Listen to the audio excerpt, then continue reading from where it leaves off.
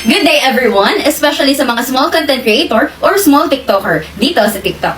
Naghahanap ka ba ng paraan kung paano mabilis maparami ang iyong followers pero hindi mo alam saan ka magsisimula? Wait, huwag mo po munang skip or scroll up itong ating video dahil may ituturo po ako sa iyong 2 tips kung paano mabilis maparami ang iyong followers, friends, supporters dito sa TikTok. Bago ko po ibigay sa inyo ang ating 2 tips, mega love shout out kay Ate Icho Online Shop or kay Ate Marichu. Ang sabi niya, legit po talaga at ang laki ng tulong sa mga kagaya namin ng mga small TikToker. More blessings to come pa po para sa inyo at sa ating lahat. So ano nga ba itong pamamaraan na sinasabi ko? Makinig lang po kayo at gawin niyo din po ito. First tip na tayo kaagad ang proper engagement. Meron lang po akong 6 simple steps on proper engagement na dapat po ninyong gawin dito mismo sa ating video. First, patapusin ninyo itong ating video hanggang dulo. Second, i-follow or kaibiganin mo na po ako. Pakipindot lang po nitong plus sign sa aking profile. And also, don't forget to hit the notification bell para lagi po kayo updated sa ating latest video contents and live. I-select nyo lang po yung all sa ating mga post and all po sa ating live. Third, i-heart or i-like ang ating video. Pero sa kalagitnaan na po ng video or sa katapusan ng video mo po, i-heart or i-like.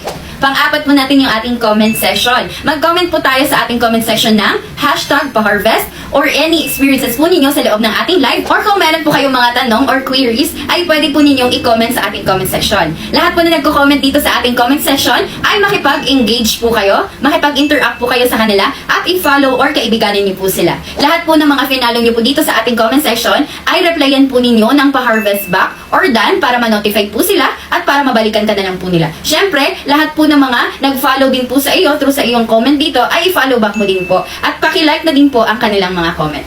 Pang-5 po natin ang ating save button. Add this video to your favorites and pang-6 yung ating share button. Share with your friends, families, followers, supporters, mga kilala na gusto nyo rin tulungan na lumago at umangat ang kanilang accounts. Repost nyo na din po para mas maraming makakita nitong ating video and copy link para pwede natin ma-share sa iba't ibang social media platforms outside of TikTok.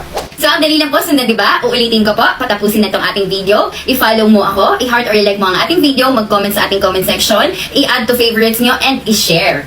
Dumako naman po tayo sa aking second tip kung saan doon po tayo mas mabilis makapagparami ng friends, followers, and supporters. Paano? Kung nakikita niyo pong nakablink or nakiilaw itong aking profile, ang ibig sabihin lang po noon ay naka-live po ako.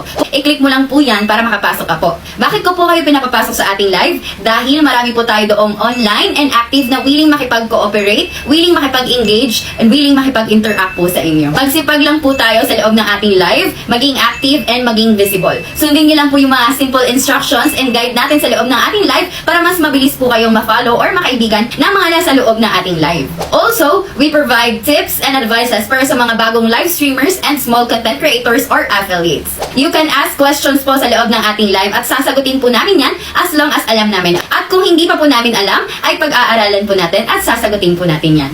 So, yun lang po ang aking 2 tips for today's video at sana po nakatulong po sa inyo. Paki-follow na din po ang aking co-host sa aking live, si Jeremy. At kung may free time po kayo, tumambay po kayo sa aking live and kita-kits po sa aking live!